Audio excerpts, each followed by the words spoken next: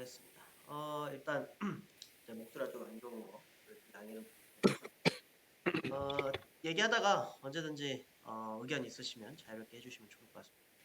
저희가 이커머스 트렌드에 대한 2022년도 이커머스 트렌드에 대해서 한 총 20가지 중에 10가지를 예시와 함께 좀 알아봤는데, 일단 혹시 좀 오래전이기 때문에 까먹으실 수도 있기 때문에 앞에서 것들을 잠깐 간단하게 좀 훑어보고 바로 이어서 그냥 20번까지 진행을 할 수 있도록 하겠습니다. 그래서 뭐 첫 번째 얘기했던 거는 결론적으로 이커머스 시장 커지고 있다.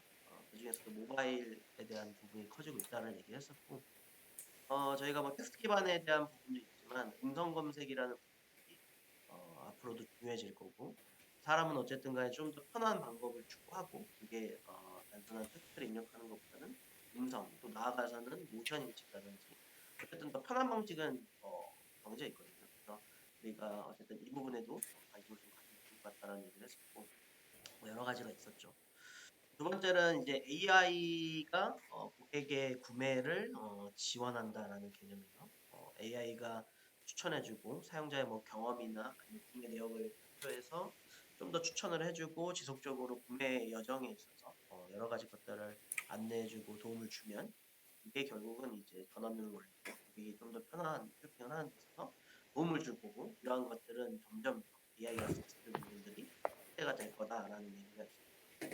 그 다음으로 이제 얘기했던 거는 여러 가지 옵션들, 뭐 가령 테슬라에서 암호화폐에 대한 결제 수단을 추가했다든지, 아니면 여러 가지 결제를 좀 편리하게 하는 방법들을 얘기를 했었고, 그런 부분들이 결국은 좀 더 확대될 거다.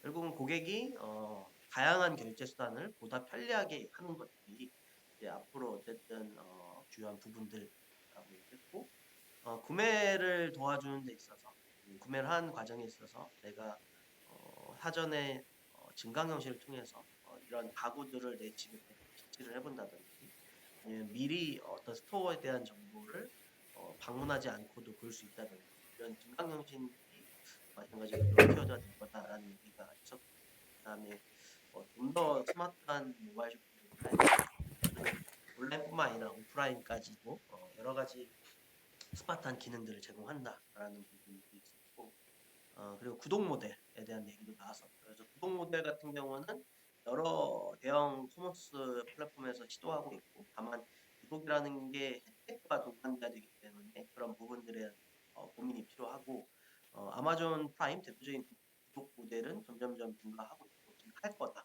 그래서 이러한 부분들도 우리가 해둬야 된다는, 기업 입장에서는 꾸준한 지속적인 고정비 이익이 창출되는 거기 때문에 사실상 이게 하고 싶어하는 부분들이기도 하죠.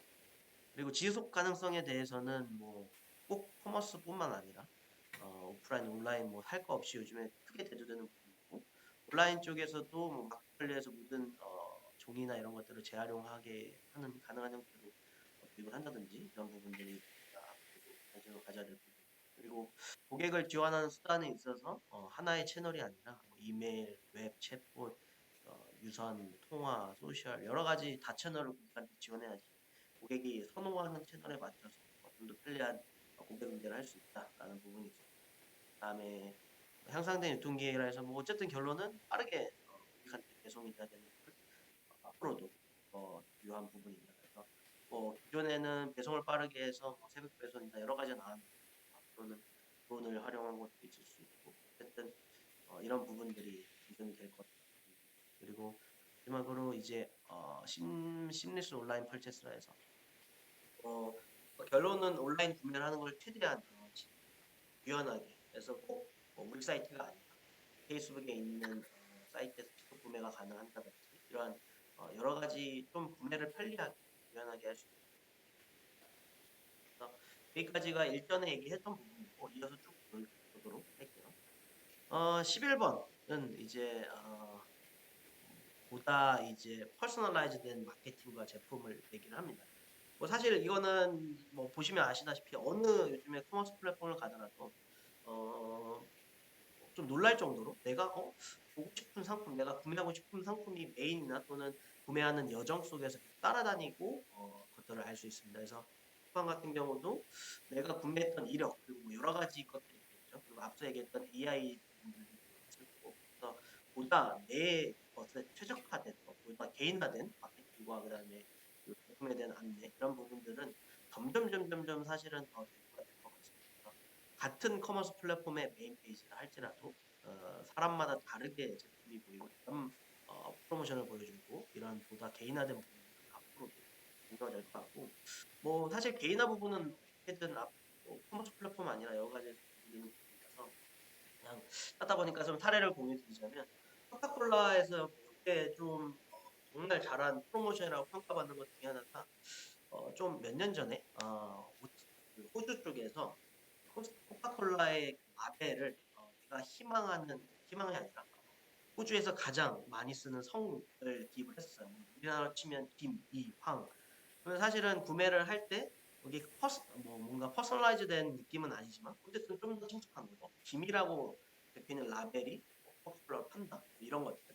그래서 엄청나게 흥행을 했고, 뭐 이게 어쨌든 호주뿐만 아니라 여러 가지 미국 중에서 111 이런 긍정적인 결과를, 결론은 사람은 나한테 좀 더 퍼스널라이즈된 제품들을 선호하고, 그리고 그게 당연히 구매로 이어지는 부분이기 때문에 이 부분들은 좀 더 앞으로 대두가 될 거고, 뭐 이런 것도 하나의 예시라고 보시면 될 것 같아요.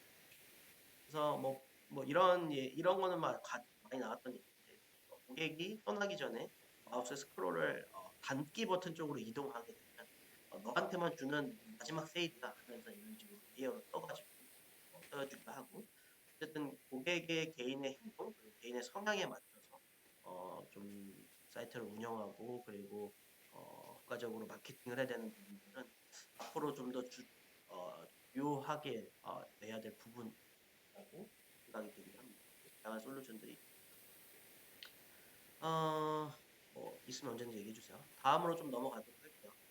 두 번째는 이제 12번째는 이제 어떤 얘기를 좀 하고 있냐면, 아마존과 월마트, 쿠팡도 있고 네이버도 있고요. 여러 가지 커머스 플랫폼들에 대한 것들이 점점점 시장을 장악하고 있죠. 그래서 이거는 소매 업체한테는 사실은 축복이면서 저주이고, 그렇기 때문에 새로운 시장과 다른 유통 채널을 아무래도 자본력이 있는 커머스 플랫폼 쪽에서 장악하기 때문에 우리는 좀 더 경쟁력 있는 비즈니스라든지 이런 걸 접근을 소매 쪽에서 해야 된다라는 부분으로 얘기를 좀 했습니다. 그래서 채널이든 뭐 규모든 어쨌든 승자독식 시대이고 그게 4차 산업혁명의 기본이기 때문에 뭐 아마존 점점 커지고 있죠. 어느 곳에서. 그리고 더 버는 애들이 좀 더 편리한 서비스를 제공하기 때문에 고객은 당연히 그걸 이용할 수밖에 없고, 그렇기 때문에 점점점 커지고, 이러한 규모들은 실제 데이터로만 보더라도 점점 커지고 있습니다. 아마존도 그렇고 쿠팡도 그렇고. 그렇죠. 지금 뭐 쿠팡과 같은 플랫폼의 편리한 기능이 나간다고 할지라도 이미 시장에서 마켓시어를 가져가고 있기 때문에 쉽지 않아요. 그럼 이랬을 때 사실은 일반 소규모 또는 그런 비즈니스를 하는 업체들 같은 경우는 사실은 쿠팡, 아마존의 플랫폼에 종속돼서 그들 플랫폼 안에서 할 수밖에 없는 이런 부분들이 있습니다. 그래서 이게 어떻게 보면 축복이죠. 왜냐하면 내가 소규모를 개발하지 않고도 이러한 것들을 쉽게 제품을 판매할 수도 있지만, 반대로 종속 디펜던시가 되게 크게 걸리는 것도 있습니다. 수수료에 따라 움직여야 된다든지. 그래서 앞으로 나온 커머스 플랫폼 중에서는 특정 비즈니스, 나는 정말 요즘 나온 것들을 보시면 뭐 수산물에 대해서만 할 거야, 또는 뭐 명품에 대해서만 할 거야, 이런 특정 좀 집중된 비즈니스에 최적화된 것들에 대한 제공을 하는 것들이 좀 살아남지 않을까라는 부분들이 좀 생각이 들었던 부분들이 있습니다. 그리고 13번째 키워드는 이제 highly optimized 웹사이트인데요. 그리고 이게 결국은 maximize 컨버전, 전환율을 극대화시킨다는 건데, 여기서 저는 어쨌든 키워드로 잡았던 거는 UI나 커스터머 점이나 아니면 이런 것들이 A/B 테스팅을 통해서 지속적으로 좀 더 나은 결과로 도달해야 된다고 생각을 해요. 왜냐하면 사실은 대부분의 커머스 사이트 플랫폼 UI는 메인 페이지를 제외하고 심지어 메인 페이지도 커스터머 전이에 있어서 거의 비슷한 형태의 UI UX를 가져가요. 그래서 전체적인 UI를 뜯어 고친다도 중요하지만 요즘에는 하나의 텍스트, 하나의 문구 이런 것들에 따라서도 색감 이런 거에 따라서도 되게 많이 움직이고, 우리가 사실은 체감을 하기도 합니다. 코스가 엄청나게 편리하고 되게 사용자한테 심플한 UI를 제공하는 건 누구나 알다시피 이런 하나의 조그만 것들이 큰 차이를 만들기 때문에 우리는 지속적으로 이거를 최적화시켜야 된다라는 부분들이 있습니다. 그래서 A/B 테스팅은 제가 이후에도 이제 한번 공유를 할 주제입니다. 그래서 똑같은 트래픽이 들어왔을 때 A와 B라는 두 개의 군이 세 개의 군으로 나누고 세 개의 군에게 다른 UI, 다른 텍스트 뭐 이런 이미지를 보여줌으로써 어떤 것들이 내가 목표한 거에 더 좋은 결과를 이끌어내는가 결국은 A/B 테스팅인데 그래서 A/B 테스팅에 왜 중요하냐? 이런 전환율을 올리고 우리가 옵티마이즈, 그러니까 사이트를 최적화시키는 게 왜 중요하냐면 결국 매출과도 직결이 됩니다. 좌측 같은 경우는 약간 조금 다른 얘기고 우측 같은 경우가 이제 예를 들어서 전환율이 4%인 사이트입니다. 그래서 500명의 고객이 들어왔을 때 전환율이 4%면 20명의 고객이 20건의 주문을 생성하겠죠. 근데 우리가 텍스트를 좀 바꾸고 전환율을 좀 높여서 이 컨버전을 1%라도 올린다라고 하면 우리는 20건이 아니라 좀 더뭐 10건 더 늘어나겠죠. 근데 이게 수천 건, 수만 건이라고 하면 전환율을 0.1% 올리냐에 따라서 어마어마한 차이를 갖고 있는 거예요. 그렇기 때문에 우리가 속도에 목매는 것도 결국은 좌측표와 같이 속도에 따른 전환율 컨버전 레이트가 차이가 났고 컨버전 레이트가 결국은 매출과 직결되기 때문에 우리는 이런 거에 목을 매는 거죠. 그래서 꼭 우리가 뭐 고객 편의도 편이지만 사실은 결국은 그 편의가 전환율 그리고 그게 매출로 직결되기 때문에 기업 입장에서는 자그마한 차이라도 고객한테 최적화되고 그리고 그렇기 때문에 highly optimize라고 썼는데 평균이 아닌 정말 highly optimized 된 사이트를 제공해야 되고 결론적으로 문제가 된다라는 부분. 요거는 제가 참고 삼아 남긴 건데 전환율이라는 게 그러니까 꼭 뭐 구매 전환을 의미하지 않습니다. 회원가입도 있을 거고 여러 가지가 있을 텐데 좀 생각을 해봐야 될 게 우리가 전환율이라는 게 비즈니스별로 다 똑같다고 생각을 할 수 있어요. 근데 다릅니다. 보험의 전환율, 보험을 가입시키는 전환율과 부동산을 판매하는 전환율하고 그리고 단순 제품을 10,000원짜리 구매하는 전환율이 다릅니다. 내가 수천만 원, 수억을 투자해서 집을 사는 전환율, 거의 전환율과 단순히 10,000원, 20,000원을 사는 거 전환율이 다르기 때문에 이게 좀 폭넓게 확대를 해보자면 산업별로 이렇게 전환율은 다르다. 따지다 보면 우리가 실생활 생필품들에 대해서는 좀 더 손쉽게 구매를 하죠. 당장 없으니까. 근데 다른 것들에 대해서는 구매를 하지 않기 때문에 상당히 낮다라고 예측을 할 수 있을 것 같습니다. 그래서 이게 얼마만큼 좀 중요한지를 좀 실사례로 얘기를 해보자면 많이 거론되는 게 오바마 선거활동 캠페인입니다. 그래서 결론적으로는 뭐냐면 오바마의 선거활동 캠페인을 하는 데 있어서 엄청 오래전이죠. 2007년이요. 그 A/B 테스팅을 했어요. 어떤 거냐면 이 선거 캠페인을 가입하고 후원금을 보내기 위한 이런 접수 사이트에 버튼에 대한 텍스트와 그리고 뭐 이런 것들, 퍼스트 텍스트 이런 색감 이런 것들을 어떻게 할지를 제가 알기로는 한 20개 정도, 24개 정도 이제 조합으로 해가지고 만들고 거기서 제일 좋은 조합과 제일 좋지 않은 조합을 뽑아내서 이렇게 보시면 이미지도 가족 사진들이 보여있고 그리고 뭐 버튼도 럼뭐 이런 거를 선택을 했습니다. 별거 아니잖아요, 사실은. 이미지 하나 바꾸고 버튼 텍스트 하나 바꾸는데. 근데 이 결과가 결국은 결과치로 따졌을 때는 6천만 달러의 차이를 불렸습니다. 뭐 결론적으로는 얘를 채택해서 했기 때문에 6천만 달러를 번 거겠지만 이게 왜 6천만 달러에 대한 근거가 어디서 나왔냐라고 봤을 때는 가장 A/B 테스팅 당시에 24개의 조합원 중에 가장 높았던 걸 채택을 했고 가장 낮은 걸 이제 했다고 봤을 때 이 규모가 수백만 명이 뭐 인입돼 가지고 이메일을 보내고 접수를 하기 때문에 288만 명의 차이가 결국은 났다고 합니다. 만약에 내가 최악의 조합을 했을 때는 288만 명의 그 이메일을 접수를 못 받았을 거고 이거의 기부금의 평균이 21달러, 한 명당 21달러를 줬을 때는 총 6천만 달러의 기회비용 손실을 막을 수 있었다. 단순히 이미지와 그다음에 버튼을 바꾸는 거죠. 물론 현재로서는 좀 더 이게 복잡해졌죠. 근데 어쨌든 하나의 그런 이미지와 텍스트 하나도 사람들한테 되게 큰 작용을 할 수 있다라는 부분으로 우리는 이런 하일리 옵티마이징 가져가지고 참고하시면 좋을 것 같습니다. 그리고 이제 14번 키워드는 이제 전방 배치 이익 센터라고 해서 뭐 여기서 얘기하는 거는 저는 두 가지 부분을 좀 구별했는데 하나는 이제 고객이 좀 더 그러니까 배송이 아니라 그러니까 전방에 배치되어 있는 어떤 풀필먼트 센터에서 실질적으로 제품을 수령할 수 있는 밑에처럼 보이는 아커 같은 데서 수령할 수 있는 경우도 있을 거고 그리고 저는 또 어떻게 다르게 접근했냐면 이러한 지금 아까 앞에서도 나왔던 배송 자체를 빠르게 하기 위해서는 사실은 물류센터를 근처에 둬야 됩니다. 그래서 배달의 민족 같은 경우에 우리가 비마트라는 서비스 아시죠? 그래서 배달의 기사가 음료, 식립, 음료품 같은 경우들을 바로 20분 안에 배송해 주는 건데 그런 것들도 결국은 특정 소규모의 이런 어떤 물류센터를 만들고 이 안에 제품 다 박아놓은 다음에 접수가 들어오면 가장 가까운 지역에 있는 전방에 있는 물류센터, 소규모 물류센터에서 제품을 재고를 가지고 고객한테 배송해주는. 그래서 저는 두 가지 포인트로 좀 접근했습니다. 고객님 자체가 좀 이렇게 빠르게 뭔가 접수를 물품을 수령할 수 있는 것도 수령할 수 있는 거고 두 번째는 배송 자체를 빠르게 하기 위해서 이런 재고 같은 경우를 좀 더 소규모 물류센터 개념으로 둬서 이거를 재고를 찾아가게끔 한다라는 부분이 있습니다. 이렇게 봐주시면 될 것 같아요. 아마존의 배송이 빠른 이유가 주문이 될 것들을 미리 예상해 놓고 각 스테이트 뭐 각 주별로 물류센터에 그 재고들을 미리 박아놓음으로써 좀 더 배송이 빠르게 되는 거예요. 그리고 최대한 그 물류센터가 지역에 가깝게 유지하게 되면 결론적으로는 더 빨라지기 때문에 그렇게 물류센터를 미국 전역에 확장을 하고 있는 거예요.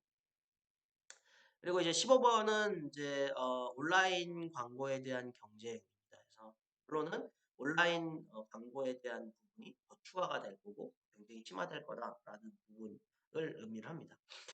디지털 마케팅 같은 경우는 여러 가지가 있죠. 이메일 마케팅도 있고 인플루언서 마케팅도 있고 바이럴 마케팅 뭐 여기 이렇게 보이는 것처럼 여러 가지 마케팅이 있는데 온라인 마케팅 그중에서도 이제 디지털 마케팅 쪽에 대한 부분들이 점차 확대될 거다라는 부분이 있고 요거를 좀 보시면 요 지금 표가 어떤 걸 의미하냐면 각 그 마케팅 담당자들이 2020년도에 내가 마케팅 수단 중에 어떤 걸 좀 더 예산을 확보하고 확대를 할 거냐라는 내용입니다.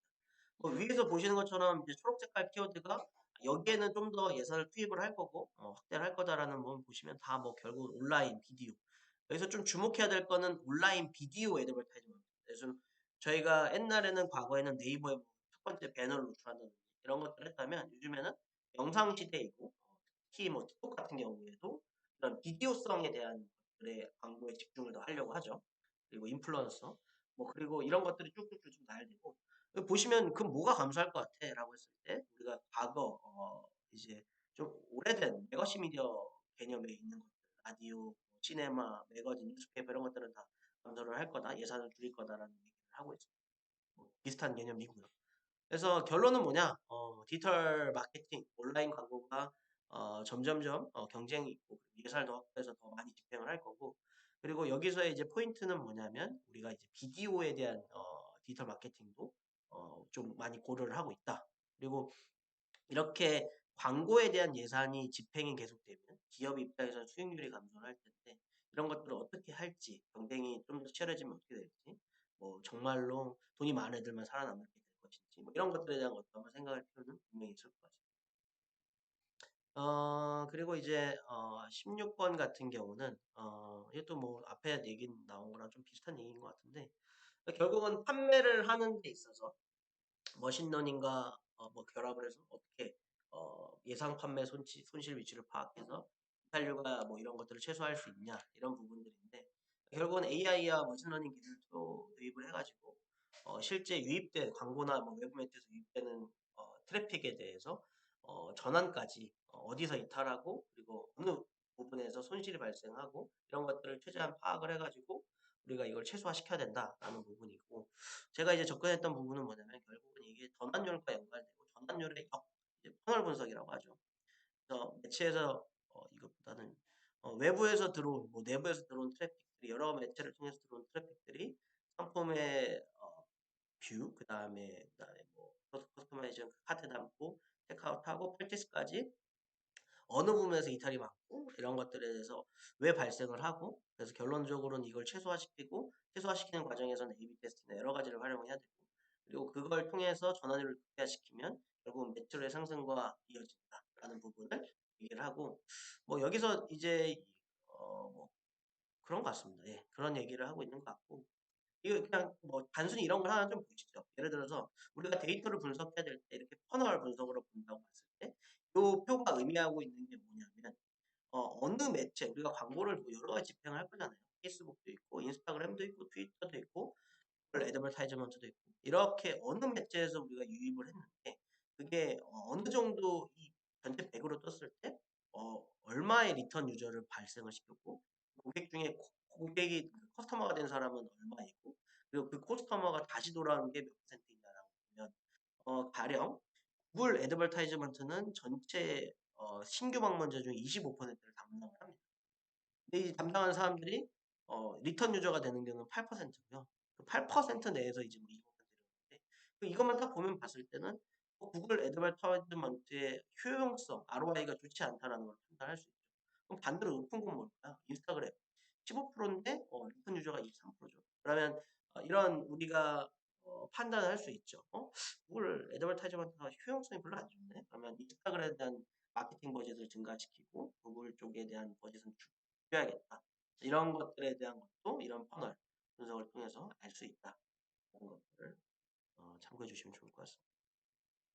그리고 17번 같은 경우는 이제 윤리적인 기업이죠. 윤리적인 우리가 앞에서 서스테너빌리티도 나왔지만 그것뿐만 아니라 뭐 자연 환경에 대한 성장 가능성, 지속 가능성에 대한 부분을 기업이 확보해야 된다 해서 부분도 있지만 기업 자체가 윤리적이냐도 사실은 요즘에 소비자들이 똑똑해졌기 때문에 이게 유효한 판단 요소이기도 합니다.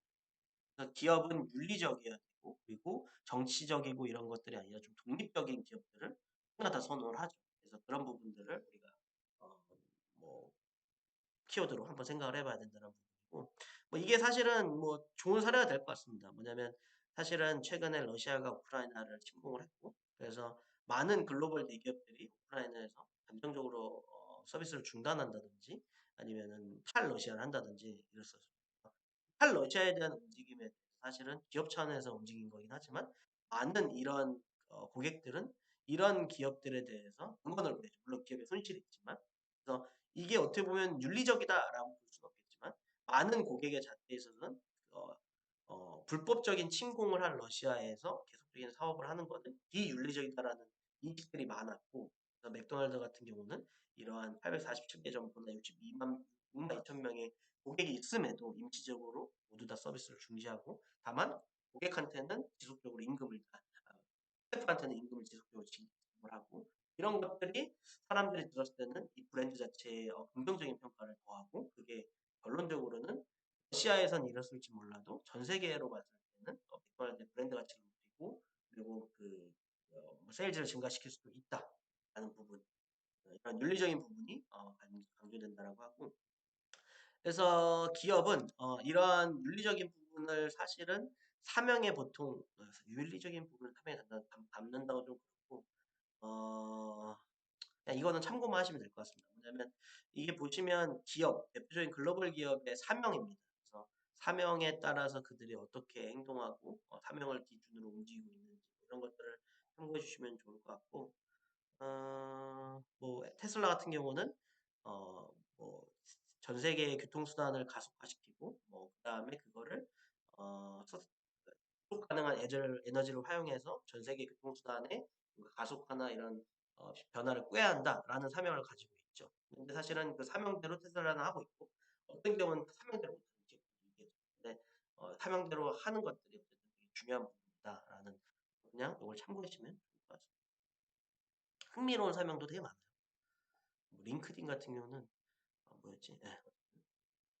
그리고 18번째 키워드는 오토메이티드 B2B 트랜잭션인데 그러니까 지금 우리가 얘기했던 거는 주로 B2C죠. 그러니까 그게 기업 커머스 플랫폼 서비스를 제공하는 기업이 고객한테 이런 서비스나 제품을 보여주고 구매를 하겠다. 근데 이제 B2B도 존재를 하죠. 기업 대 기업. 그래서 예를 들어서 여러 가지가 다 있겠죠. 결국은 기업 대 기업은 다 B2B로 불리니까 내가 A라는 커머스 플랫폼인데 여기에 있는 재고를 B라는 기업에 사온 것도 B2B 기업이죠. B2B 거래이죠. 트랜잭션. 그래서 이러한 것들 B2B 간의 거래도 다동화될 필요가 있다. 그리고 그걸 희망한다라는 부분입니다. 이게 조금 생각을 해봐야 될 게 뭐냐면 B2B 같은 경우는 어, 기본적으로 조금 세일즈 펄슨에 따라 움직이죠. 그래서 그리고 하나 두 개가 아니라 1,000개, 10,000개 이렇게 단위로 움직이고 여기서의 가격 정책은 기업마다 다르고 기업마다 다르기 때문에 영업도 되게 중요하고 그리고 자동화도 되게 어려운 부분이었는데 우리가 생각해야 될 부분은 뭐냐면 결론적으로 이렇게 B2B 자동화가 어렵고 결국 세일즈 펄슨에 따라서 움직이는 이러한 B2B의 트랜잭션 형태도 실질적으로는 자동화를 보고 있다는 거죠. 그러니까 트렌드 자체가 자동화로 가고 우리가 뭐 굳이 영업 사람 안 만나고 그냥 온라인 쇼핑몰에 B2B 우리 그냥 매스로 구매할 수 있게끔 해주고 우리 기업에 맞춘 가격 정책 보여줘. 뭐 그리고 우리가 봐서 필요하면 협의하고 아니면 구매할게. 이런 결론적으로는 사람 대 사람이 아니라 자동화로 보고 있다. 그리고 실제로 B2B 커스터머들이 온라인으로 구매를 67%가 하기를 희망하고 그리고 뭐 퍼스널라이즈 된 걸로 보여주고 희망하고 뭐 이런 것들이라고 합니다. 그래서 결론은 생각해야 될 건 B2B가 언제까지나 꼭 사람 대 사람의 영역이라고 볼 수는 없다는 거죠. 왜냐하면 실제 데이터는 이런 부분을 보여주고 있기 때문에 물론 뭐 사람 대 사람의 영업이 필요하겠지만 어쨌든 B2B도 온라인적인 부분, 자동화된 부분을 희망을 하고 예시를 보시면 이 사이트가 B2B용 사이트예요. B2B용 사이트는 당연히 이런 벌크 오더라는 부분도 있을 거고 검색을 좀 더 편하게 하고 이 기업에 맞는 최저가된 가격을 좀 제시를 해야 될 거고 이런 것들이 있고 있다라고 참고해 주시면 좋을 것 같습니다. B2B 시장은 당연히 커질 거고요. 왜냐하면 온라인 시장이 커지는 것 자체가 어쨌든 시장 규모 자체가 커지는 거기 때문에 꼭 B2B를 이렇게만 볼 수는 없겠지만 B2B에 대한 시장 규모도 커질 거고 그 과정에서 모든 거를 현재처럼 할 수 없다. 그러면 자동화가 필요하다. 그럼 어떻게 할 것이냐? 이건 좀 생각해 봐야 될 것 같습니다. 이거는 트렌드를 보려고 하는 거니까. 그리고 이제 19번째는 내가 많이 했지. 어, 그게 그 컨슈머 프라이버시 프리퍼런스인데 결론적으로는 이제 뭐냐면 생각을 해야 될 게 뭐냐면 개인정보법, 뭐 GDPR 많이 들어보셨죠? 유럽의 뭐 개인정보가 빡센 것도 다 알고 계시고 그래서 그거에 따라서 기업이 추적할 수 있는 항목과 고객이 뭐 희망하지 않으면 선택해서 보여주지 않는 항목도 되게 많습니다. 그래서 개인정보는 어쨌든 대두되고 중요해질 부분이고 우리가 보시면 예시를 준 것처럼 뭐 아래 사이트처럼 어떤 사이트를 들어가더라도 해외 사이트 들어가면 쿠키에 대한 동의를 받을 겁니다. 그리고 최근에는 애플에서 프라이버시에 대한 정책 변경으로 앱을 깔면 앱에 뭐 어떤 추적 금지 허용이라는 거를 무조건 처음에 고객한테 물어봐라 라는 걸 했기 때문에 이런 부분들 그러니까 고객은 앞으로 기업들은 점점 개인정보에 대한 강화를 해 갈 거다라는 부분들 그리고 기업이 추적할 수 있는 정보는 제한된다라는 부분이 보시면 될 것 같아요. 이 하나 좀 그냥 참고하셔서 아시면 좋을 게 뭐냐면 퍼스널라이즈드 마케팅, 퍼스널라이즈드 이런 것들 얘기 나왔죠. 그러려면 기본적으로 빅데이터 기반의 많은 개인에 대한 데이터가 기업이 알고 있어야 돼요. 그래야지 내가 개인화된 추천을 해주고 개인화된 마케팅을 제공해주죠.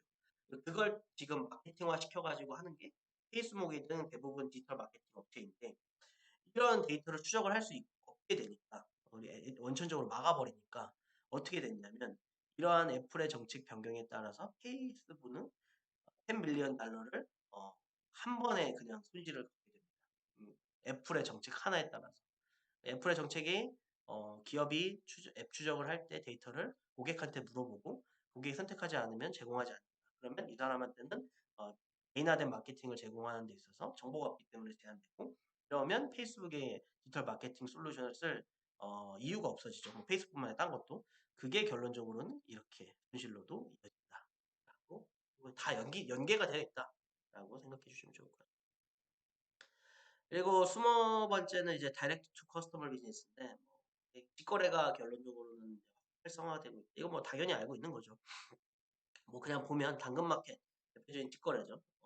사람 대 사람이 만나서 얘기하는 당근마켓 뭐 지금 어마어마하죠. MAU가 제가 알기로는 뭐 카카오 다음 뭐 이 정도로 알고 있어서 어마어마하고 뿐만 아니라 뭐 스마트 스토어 뭐 스마트 스토어도 어떻게 보면은 뭐 기업이긴 하지만 그게 개인이 사업자를 해서 만든 기업이 고객한테 내가 그냥 팔아볼래. 뭐 인스타그램을 통해서 내가 내 브랜드를 런칭해서 팔기도 하고 이런 어쨌든 한 개인이 직접적으로 판매에 참여하는 시장에 참여하는 것들이 많아졌다라는 게 되게 묘한 포인트입니다. 음. 뭐 여러 가지 이유가 있겠죠.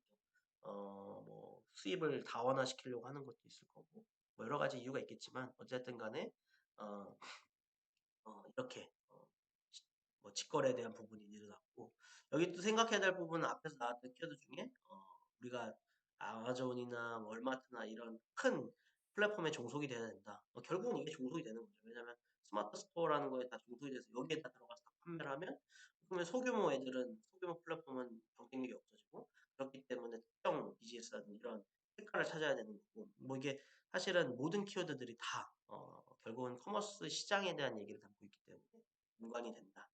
입니다. 그래서 20가지 키워드를 쭉 살펴봤습니다. 제가 얘기를 드리려고 한 거는 뭐 이거를 하나하나 다 본다기보다는 커머스 시장이 이렇게 가고 있지 않나? 그런 거를 뭐 제 생각이 아니라 뭐좀 공신력 있는 곳에서 이렇게 제시를 하고 그걸 기준으로 좀 더 저는 사례를 들어가면서 제 생각을 좀 붙여서 말씀을 드려봤고 혹시 뭐 도움이 되실지 모르겠지만 오늘 뭐 제가 드리고 싶은 얘기는 여기까지고 질문이 있으시면 뭐 또는 얘기를 해보고 싶은 주제가 있으시면 지금 해보시면 있으실까요? 어쨌든 간에 전체적인 트렌드 얘기해 주는 거는 우리가 방향성을 잡는 데는 되게 좋을 것 같긴 해요. 그리고 나도 지금 얘기해 준 것 부분에서 그러니까 이런 부분들이 트렌드가 있으면 우리 쪽에 어떤 부분들을 적용할 수 있는가도 같이 한번 생각해 보는 것도 좋을 것 같긴 해요. 음, 여기 탑픽별로 얘기가 되면 유연한 쇼핑몰 뭐 심리스 그런 관련돼서 얘기를 했는데 저게 내가 예전에 프론트 샵을 그냥 페이지로만 만든다는 게 아니고 어디다가 박아 놓는다는 얘기를 많이 했잖아요. 어떤 그 블로그라든지 이런 거에다가 박아 놓는다는 얘기를 많이 했는데 요즘 최근에 내가 본 게 뭐냐면 사스 형태로 제공하는 것들이 그러니까 자바스크립트만 가지고 밑에서 실행이 되면 옆에 그런 프론트 샵이라든지 아니면은 챗봇 이런 형태가 그냥 떠 버리더라고. 그 사이트랑 전혀 상관없이.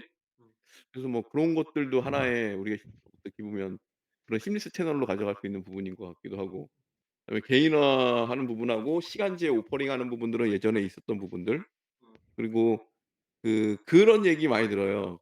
사실은 대기업에서 그 종합몰을 운영을 하잖아요.